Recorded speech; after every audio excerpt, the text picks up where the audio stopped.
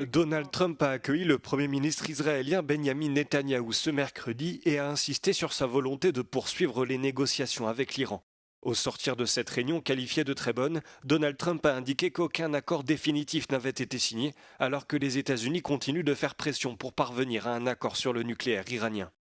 De son côté, Benjamin Netanyahou a mis l'accent sur les besoins sécuritaires de l'État hébreu. Il exige que soient abordées les restrictions sur les missiles balistiques de Téhéran, une ligne rouge pour Israël, ainsi que son soutien à des groupes tels que le Hamas et le Hezbollah.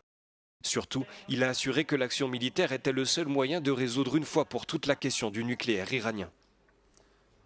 La situation dans la bande de Gaza a également été abordée quelques jours seulement après l'annonce de mesures visant à étendre le contrôle israélien sur la Cisjordanie.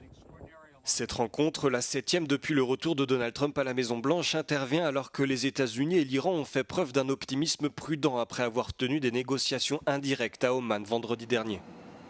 Trump a d'abord menacé de mener une action militaire en réponse à la répression sanglante par l'Iran des manifestations anti-régime qui ont secoué le pays, puis s'est orienté ces dernières semaines vers une campagne visant à pousser Téhéran à conclure un accord sur son programme nucléaire.